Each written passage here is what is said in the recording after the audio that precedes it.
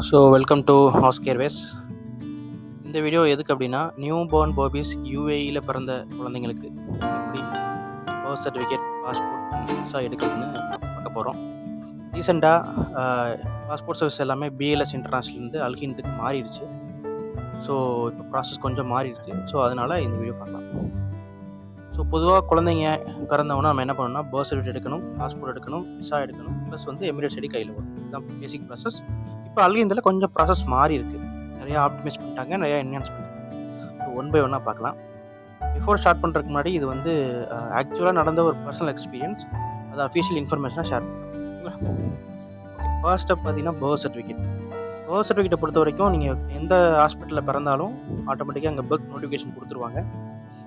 அங்கே நீங்கள் mother passport, father passport இதெல்லாம் நீங்கள் சப்மிட் பண்ணிவிட்டு அப்ளிகேஷன் சப்மிட் பண்ணி பே பண்ணிட்டீங்கன்னா அவங்க ஒரு 2-3 டேஸ், மேக்ஸிமம் 5 ஒர்க்கிங் டேஸ்க்குள்ளே உங்களுக்கு பர்த் சர்டிஃபிகேட்டை ஹார்ட் காப்பி கொடுத்துருவாங்க. பர்த் சர்டிஃபிகேட் பொறுத்த வரைக்கும் Arabic version and English version 2 வரும்.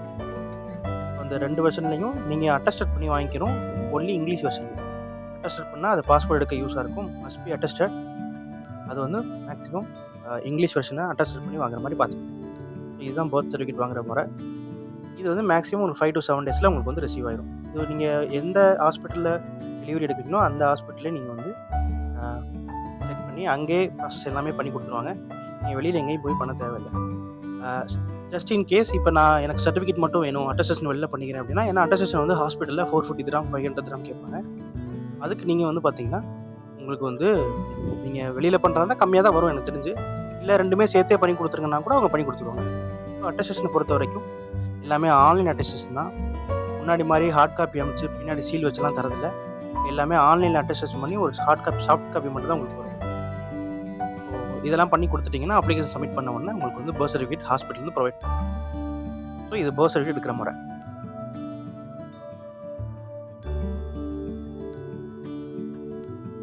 ஸோ ஒன்ஸ் பர்த் சர்டிஃபிகேட் வந்ததுக்கப்புறம் நீங்கள் அடுத்து பண்ண வேண்டியது பாஸ்போர்ட் அப்ளிகேஷன்.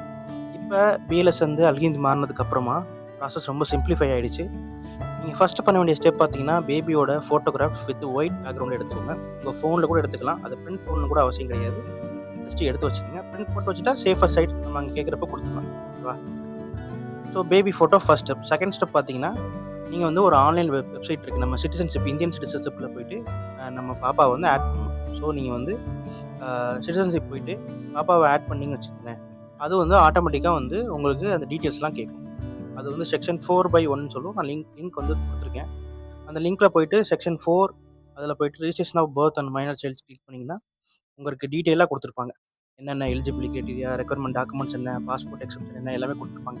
அதெல்லாம் ஒரு தடவை அப்ளை பண்ணுறதுக்கு முன்னாடி படித்து பார்த்துருங்க. ஸோ ஸ்க்ரீனில் உங்களுக்கு நான் டீட்டெயிலாக சாம்பிள் வீடியோ காமிச்சிருப்பேன். அதில் பார்த்தீங்கன்னா ஒவ்வொரு எப்படி அப்ளை பண்ணுறது, சாம்பிள் ஃபார்ம் எல்லாம் கொடுத்துருப்பாங்க. நீங்கள் அதெல்லாம் கிளிக் பண்ணிவிட்டு கீழே போனீங்கன்னா உங்களுக்கு இனிஷியேட் அப்ளிகேஷன் அப்படின்னு ஒன்று இருக்கும். ஸோ இனிஷியேட் அப்ளிகேஷனை கிளிக் பண்ணி வச்சுக்கோங்களேன், உங்களுக்கு ஒரு பாப்அப் விண்டோ ஓப்பன் ஆகும். ஸோ அந்த பாப்அப் விண்டோவில்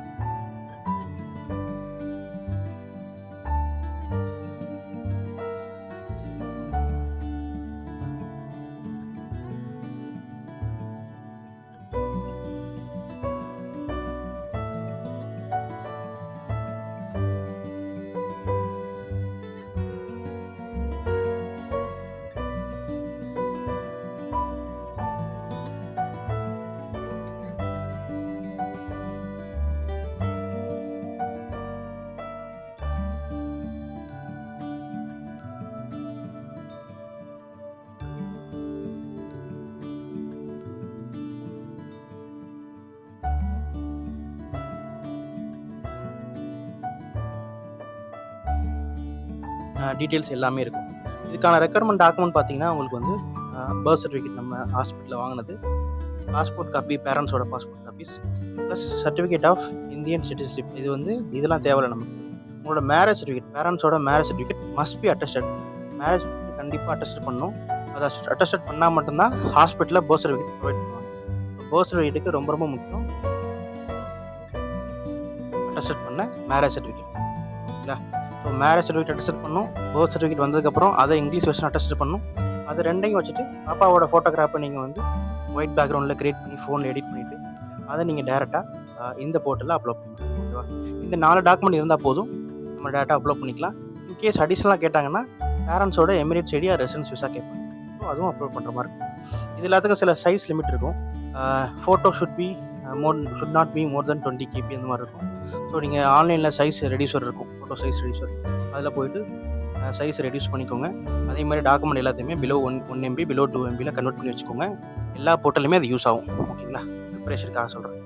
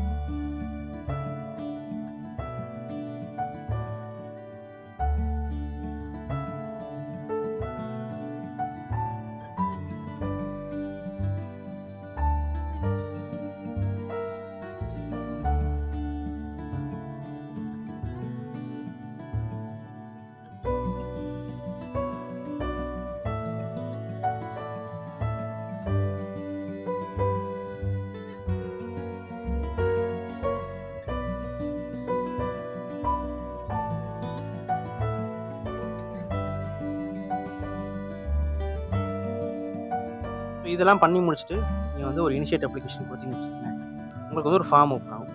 அந்த ஃபார்மில் நீங்கள் ஃபஸ்ட்டு வந்து பாப்பாவோட டீட்டெயில்ஸ்லாம் கொடுக்குற மாதிரி இருக்கும். ஸோ பாப்பாவோட டீட்டெயில்ஸ் கொடுத்தீங்கன்னா உங்களுக்கு வந்து பேர், முக்கியமாக பேர் வந்து முன்னாடி டிசைட் பண்ணிக்கோங்க. நேம் ஆஃப் த சைல்டு ரொம்ப முக்கியம். உங்கள் பாப்பாவோட பேரை டிசைட் பண்ணி முடிச்சுட்டு அப்புறம் அதோட என்ன ஜெண்டர், பர்த் டேட்டு, எந்த பிளேஸில் பிறந்தாங்க. நீங்கள் பிளேஸ் வந்து பார்த்தீங்கன்னா இப்போ துபாயின்னு கொடுத்துக்கலாம். ஓகேவா?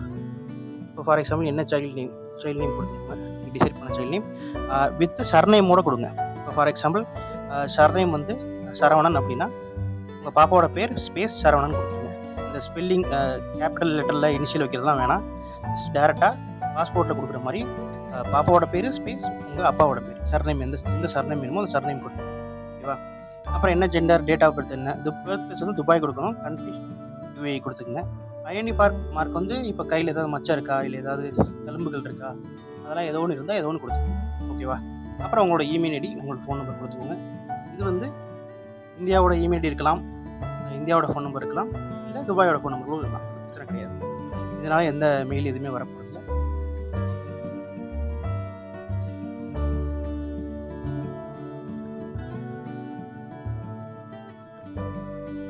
அதுக்கப்புறம் ஃபாதர் வந்து இந்தியனோட சிட்டிசனா அப்படின்னு கேட்பாங்க.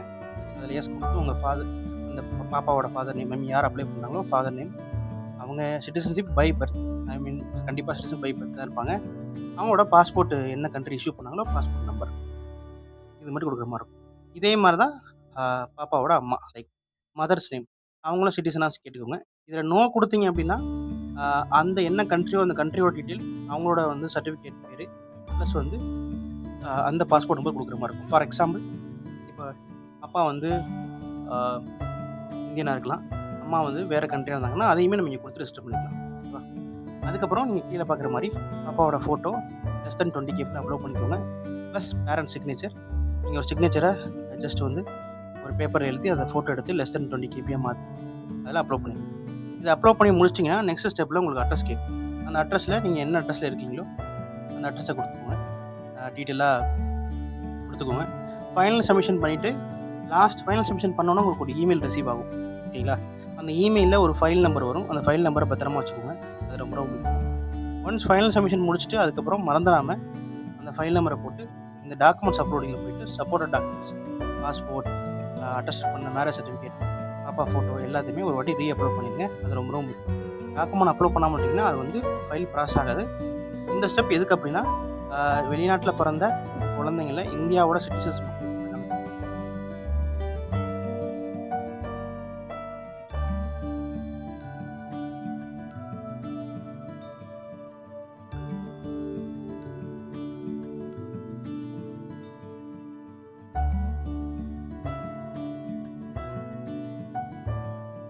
நீங்கள் ஸ்க்ரீனில் பார்க்குற இந்த மெயில் வந்து பார்த்தீங்கன்னா ஒன்ஸ் நீங்கள் அப்ளை பண்ணிட்டீங்க அப்படின்னா உங்களுக்கு அந்த மாதிரி மெயில் வரும். அந்த சாம்பிள் மெயிலில் பத்திரமா வச்சுக்கோங்க. அதில் ஒரு MHA ஃபைல் நம்பர் இருக்குங்களா.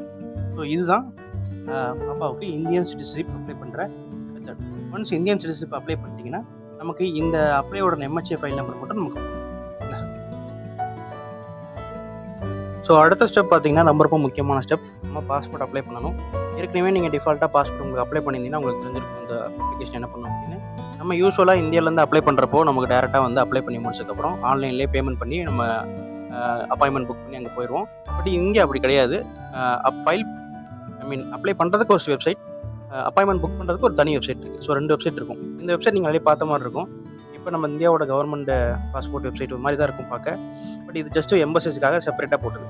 நம்ம ஒரிஜினல் வெப்சைட் வேறு மாதிரி இருக்கும், பாஸ்போர்ட் அப்ளிகேஷன் வெப்சைட். இது வந்து ஜஸ்ட் ஃபார் UAEக்காக உள்ள வெப்சைட்.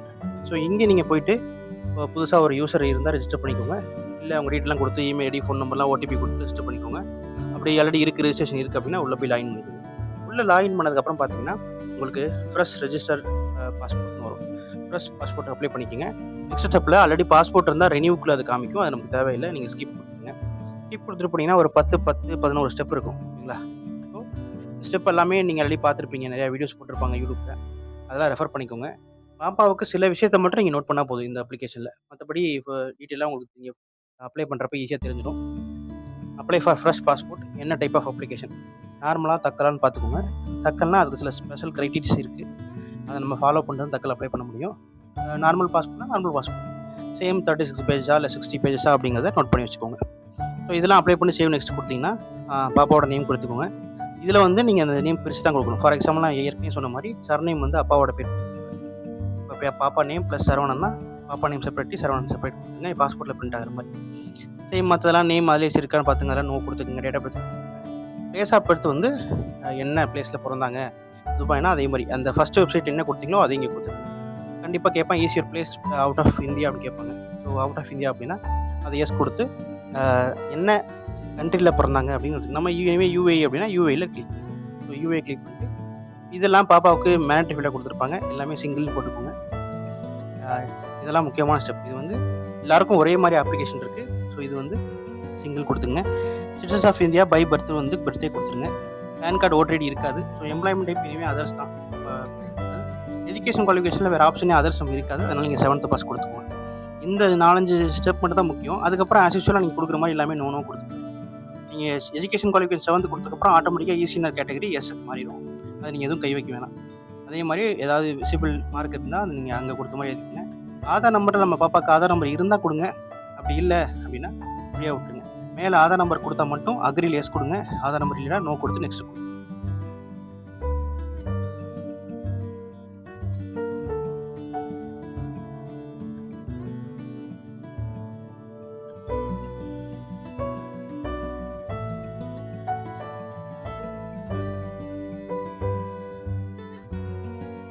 அடுத்து வந்து அட்ரஸ், ஃபேமிலி டீட்டெயில்ஸ் கேட்கும், அப்பா அம்மா பேர் கேட்கும், உங்களோட பாஸ்போர்ட் நம்பர்ஸ் கேட்கும் ஃபேமிலி டீட்டெயில்ஸில்.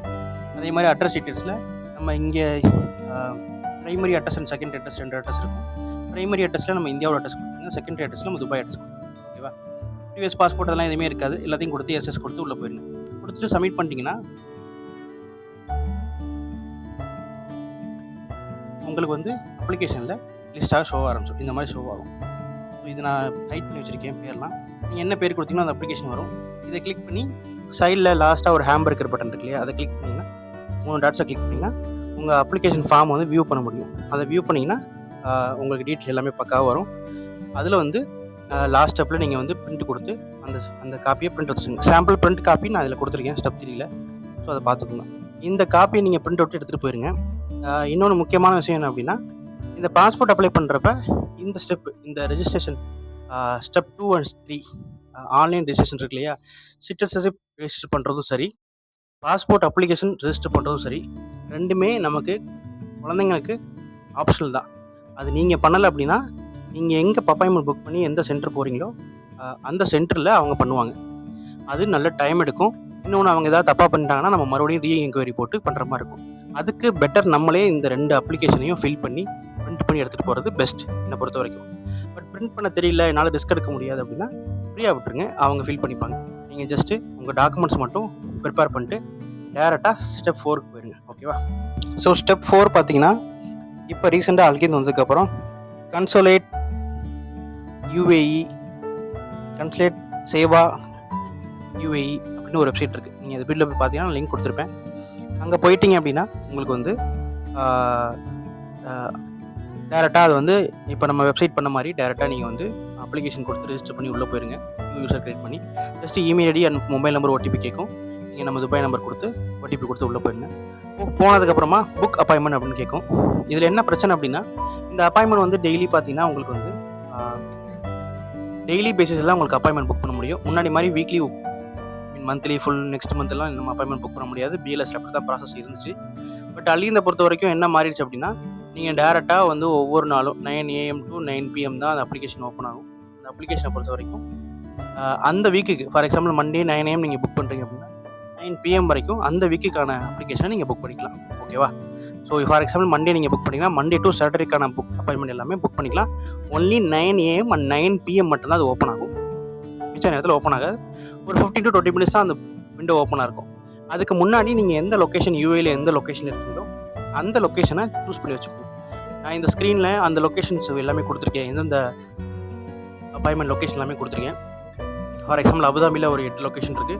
துபாயில் 2லேருந்து 3 லொக்கேஷன் இருக்குது. அல்லைன் ஷார்ஜாலாம் லொக்கேஷன் நிறையா இருக்குது. எந்த சென்டர் உங்களுக்கு பக்கத்தில் இருக்கோ உங்கள் லொக்கேஷனுக்கு ஈஸியாக இருக்கோ அங்கே நீங்கள் கிளிக் பண்ணி அப்ளிகேஷன் டைம் ஸ்லாட் புக் பண்ணி நீங்கள் வந்து அப்பாயின்மெண்ட்டை புக் பண்ணிக்கலாம். அப்பாயின்மெண்ட் புக் பண்ணிட்டீங்க அப்படின்னா ஸ்க்ரீனில் காட்டுற எல்லா டாக்குமெண்ட்டையும் எடுத்துக்கிட்டு ஃபார் எக்ஸாம்பிள் ஒன்ஸ் நீங்கள் அப்பாயின்மெண்ட் புக் பண்ணிட்டீங்க அப்படின்னா பர்த் சர்டிஃபிகேட் அந்த ஒரிஜினல்ஸ், உங்கள் 2 பேரோட பேரண்ட்ஸோட பாஸ்போர்ட், பேரண்ட்ஸோட எமிரேட்ஸ் ஐடி, ரெசிடென்ஸ் விசா, இது எல்லாமே ஒரு செட்டில் 2 செட் ஜெராக்ஸ் எடுத்துகிட்டு போங்க. அங்கே கண்டிப்பாக ஜெராக்ஸ் எடுத்து சைன் வாங்குவாங்க. நீங்கள் பெட்டர் அந்த ஜெராக்ஸ் எடுத்து சைன் பண்ணிட்டு போனீங்கன்னா பெட்டர். 2 பேருமே சைன் பண்ணுற மாதிரி இருக்கும். பேரண்ட்ஸ் 2 பேரும் 1 by 1 சைன் பண்ணுற மாதிரி இருக்கும். ஏன்னா பாப்பாவுக்கு வந்து ஃபிங்கர் பிரிண்ட் எடுக்க முடியாது. அதனால என்ன பண்ணுவாங்க அப்படின்னா உங்கள் சைன், பேரண்ட்ஸோட ஃபாதர் சைன் அண்ட் மதர் சைனை வந்து நம்ம வந்து அதை வாங்குவாங்க. ஓகேங்களா? ஸோ இதுதான் ப்ராசஸ். நீங்கள் அங்கே போகிறப்ப டாக்குமெண்ட்ஸ் பார்த்தீங்கன்னா நான் சொன்ன மாதிரி passports copy, Emirates ID plus வந்து passports original, birth certificate original, அதோட attested copy, marriage certificate attested, இது எல்லாத்தையும் எடுத்துகிட்டு போயிருங்க. இது போக அடிஷ்னலாக நம்ம ஏற்கனவே வீடியோவில் பார்த்த மாதிரி அந்த MHA ஃபைல் நம்பர் உள்ள அந்த இந்தியன் சிட்டிசன்ஷிப் அந்த காப்பி ஒன்று வித் ஃபோட்டோவோட ப்ளஸ் இப்போ நம்ம பாஸ்போர்ட்டுக்கு அப்ளை பண்ண அந்த PDF அப்ளிகேஷன் ஃபார்மையும் ஃபில் பண்ணிட்டு எடுத்துகிட்டு போயிருங்க. இந்த அப்ளிகேஷன் எல்லாத்தையுமே நீங்கள் கையில் கொண்டு போனீங்கன்னா உங்களுக்கு ப்ராசஸ் ஈஸியாக முடிஞ்சிடும். மேக்ஸிமம் 20 minutesல நீங்கள் புக் பண்ணி வந்துடலாம். ஓகேவா? இதில் இன்னொரு ஆப்ஷன் இருக்குது. நியூ பார்ன் பாபிக்கு நீங்கள் வந்து அப்ளிகேஷன் புக் பண்ண தேவையில்லை. ஒன்லி இன் கேஸ் நீங்கள் குழந்தைய தூக்கிட்டு போகிற மாதிரி இருக்கும். கண்டிப்பாக பாப்பாவை தூக்கிட்டு போகணும். அப்படி பாப்பாவை தூக்கிட்டு போனீங்கன்னா நீங்கள் இந்த கன்சுலர் UAEல போயிட்டு நீங்கள் வந்து புக் பண்ண தேவையில்லை. டேரெக்டாக நீங்கள் வந்து அப்ளிகேஷன் விசிட் பண்ணி அந்த சென்டரை விசிட் பண்ணி அங்கே என்ட்ரன்ஸில் ரிசப்ஷனை போய் கேட்டிங்கன்னா உங்களை டேரெக்டாக உள்ளே விட்டுருவாங்க. உள்ளே போனீங்கன்னா உங்களுக்கு வந்து அப்ளிகேஷன் ரெசிப்ட் ஒன்று கொடுப்பாங்க. அப்பாயின்மெண்ட் புக் லாட் 1 நம்பர் ஒன்று கொடுப்பாங்க. நீங்கள் அந்த அப்பாயின்மெண்ட் புக் பண்ண நம்பர்ஸ் வச்சுட்டு டேரெக்டாக உள்ளே போயிட்டு பாப்பாவை தூக்கிட்டு போயிட்டு பாஸ்போர்ட் காப்பி எல்லாத்தையும் சப்மிட் பண்ணிட்டீங்கன்னா மேக்ஸிமம் 20 to 30 minutesல உங்களுக்கு வேலை முடிஞ்சிடும். ஸோ இதுதான் ப்ராசஸ். இது எல்லாமே ஆப்ஷன் தான். உங்களுக்கு சிட்டிசன்ஷிப் அப்ளை பண்ணுறது ஆப்ஷன் தான். அதை நீங்கள் புக் பண்ணுற இடத்துல பண்ணி கொடுப்பாங்க. பாஸ்போர்ட் அப்ளிகேஷன் பண்ணுற வெப்சைட்டும் ஆப்ஷன் தான். ஒன்லி ஃபார் நியூ பார்னுக்கு மட்டும் தான், மற்ற யாருக்கும் கிடையாது. அடல்ட்டு கிடையாது, நியூ பார்னுக்கு மட்டும். அதுவும் ஆப்ஷன் தான். அதையும் நீங்கள் வந்து அந்த கவுன்சிலில் பண்ணி கொடுப்பாங்க. இந்த அப்பாயின்மெண்ட் புக் பண்ணுறதும் ஆப்ஷன் தான். உங்களுக்கு அப்பாயின்மெண்ட் புக் பண்ண முடியல, நீங்கள் டேரெக்டாக பாப்பா தூக்கிட்டு போயிடலாம். போனால் உடனே வேலை முடிஞ்சிடும். இந்த 3 ஆப்ஷன் தான். பாப்பா வந்து 5 வயசு ஆகிடுச்சு, 4 வயசு ஆகிடுச்சு அப்படின்னா மட்டும்தான் சில ரெஸ்ட்ரிக்ஷன் இருக்கும். நீங்கள் எடுத்துகிட்டு போகிறப்போ அடிஷனல் சில டாக்குமெண்ட் சைன் வாங்குவாங்க. அதுக்கும் நீங்கள் அப்பாயின்மெண்ட் புக் பண்ண தேவையில்லை. இந்த டாக்குமெண்ட்லாம் எதுவுமே சப்மிட் பண்ண தேவையில்லை. டேரெக்டாக நீங்கள் ஒரிஜினல் டாக்குமெண்ட்ஸ் எடுத்துகிட்டு போனீங்கன்னா உள்ளே வச்சு பண்ணிக்கலாம். இந்த டீட்டெயில் எல்லாமே நான் ஏன் கொடுத்துருக்கேன் அப்படின்னா உங்களுக்கு அடிஷ்னலாக சில விஷயங்கள் தெரியணும். ஏன்னா அவங்க என்ட்ரு பண்ணுறப்ப நமக்கு தெரியாது. இதெல்லாம் அங்கே உள்ள சென்டரில் உள்ளவங்க என்ட்ரு பண்ணால் நமக்கு தெரியாது. நம்ம என்ட்ரு பண்ணப்போ நம்ம என்ட்ரு பண்ண தான் நமக்கு வரும் பாஸ்போர்ட். ஸோ அதுக்காக தான். ஓகேங்களா? ஓகே, இதெல்லாம் முடிச்சிட்டிங்க அப்படின்னா உங்களுக்கு நார்மல் அப்ளிகேஷன்னா 10 to 15 ஒர்க்கிங் டேஸில் உங்களுக்கு அப்ளிகேஷன் பாஸ்போர்ட் கைக்கு வந்துடும். அதே மாதிரி தக்கல் அப்படின்னா 5 to 7 டேஸில் உங்களுக்கு பாஸ்போர்ட் வந்து கைக்கு வந்துடும். பாஸ்போர்ட் ரிட்டனுக்கு சில ஆப்ஷன்ஸ் இருக்குது. நம்பர் 1 வந்து நீங்கள் டேரெக்டாக எந்த சென்டரில் அப்ளை பண்ணுறீங்களோ அந்த சென்டரோட கவுண்டர்லேயே போய் வாங்கிக்கலாம். அப்படி இல்லை அப்படின்னா உங்களுக்கு நீங்கள் வீட்டு அட்ரஸுக்கு கொரியர் கூட பண்ணிக்கலாம். இது எல்லாமே சேம் காஸ்ட் தான் வரும். இல்லை, காஸ்டிங்கை பொறுத்த வரைக்கும் அப்ளிகேஷன் வந்து பார்த்திங்கன்னா உங்களுக்கு வந்து நார்மல் அப்ளிகேஷன் வந்து 340 to 350 கிராம் வரும். தக்கல் அப்ளிகேஷனாக 720 to 740 கிராம் வரும். ஓகேங்களா, இது ஒன்று. அதுக்கப்புறம் இந்தியன் சிட்டிசன்ஷிப் அப்ளை பண்ணுறதுக்கு உங்களுக்கு வந்து அடிஷ்னலாக 175 கிராம் கேட்பாங்க. ஸோ டோட்டலாக நீங்கள் தக்கல் போனீங்கன்னா ஆல்மோஸ்ட் 1000 கிராம் ஆயிரும். இல்லை நார்மல் அப்படின்னா 500 கிராம் 600 கிராமில் முடிச்சிருவாங்க. ஸோ இதுதான் கான்செப்ட், இதுதான் அதில் உள்ள பேமெண்ட் மெத்தட். கார்டு போட்டிங்கன்னா சில அடிஷ்னல் அமௌண்ட் கேட்பாங்க, கார்டு ஸ்வைப்பிங் சார்ஜஸ் கேட்பாங்க. கேஷாக கொண்டு போனால் பெட்டர். ஓகேங்களா. ஸோ லாஸ்ட் டைம்லைன் பார்த்தீங்கன்னா டைம்லைனை பொறுத்த வரைக்கும் பர்த் சர்டிஃபிகேட் வந்து பார்த்தீங்கன்னா உங்களுக்கு 5 to 7 working days. Plus next இந்த அப்ளைலாம் பண்ணிவிட்டு பாஸ்போர்ட் உங்களுக்கு அப்ளை பண்ணிட்டு ஒரிஜினல் டாக்குமெண்ட் எல்லாத்தையுமே எடுக்க ஒரு 2 days வச்சுக்கோங்க. ஸோ 10 days மொத்தம். அப்புறம் அடிஷ்னலாக உங்களுக்கு வந்து நீங்கள் அப்பாயின்மெண்ட் புக் பண்ணி போனாமோ இல்லை டேரெக்டாக போகிறீங்கன்னா உங்களுக்கு நார்மல் அப்ளிகேஷனுக்கு 15 days. ஸோ ஆல்மோஸ்ட் 25 days உங்களுக்கு பாஸ்போர்ட் கையில் வரதுக்கு ஆயிரும். இதெல்லாம் முடிச்சதுக்கப்புறம் தான் நம்ம வந்து டேரெக்டாக ரெசிடென்சி விசா அப்ளை பண்ண முடியும். ஸோ அதை நான் தனி வீடியோவை போட்டிருக்கேன். இந்த வீடியோவில் அட்டாச் பண்ண முடியாது ஒரே வீடியோவை. ஸோ தனி வீடியோ போட்டிருக்கேன். அந்த வீடியோ பார்க்குறக்கு கீழே லிங்கை கிளிக் பண்ணி செக் பண்ணிக்கோங்க. இது எல்லாமே நம்ம ஆஸ்க் ஏர்வேஸ் பேஜில் நம்ம வந்து செப்பரேட்டாக பண்ணி கொடுத்துட்ருக்கோம். இன்கேஸ் யாருக்காவது டவுட் இருந்தாலோ இல்லை எங்களால் பண்ணி கொடுக்க முடியல எனக்கு பண்ணி கொடுக்குன்னு சொன்னாங்களோ நீங்கள் டேரெக்டாக ஸ்க்ரீனில் தெரிகிற அந்த நம்பருக்கு ஒரு வாட்ஸ்அப்பில் ஹாய் போடுங்க, நாங்கள் அப்ளை பண்ணி தரோம். சர்வீஸ் சார்ஜ் வெறும் 25 கிராம் மட்டும்தான். இந்த ஃபார்ம் எல்லாமே பக்காவாக ஃபில் பண்ணி உங்களுக்கு PDF காப்பியோட கொடுத்துருவோம். ஃபோட்டோ கிராப்பிங் எல்லாமே நம்மளே பண்ணி கொடுத்துருவோம். தேங்க்ஸ் ஃபார் வாட்சிங் திஸ் வீடியோ. இதில் ஏதாவது டவுட்ஸ் இருந்தால் நீங்கள் தாராளமாக ஸ்க்ரீனில் தெரியுற நம்பருக்கு வாட்ஸ்அப்பில் கனெக்ட் பண்ணலாம். தேங்க்யூ.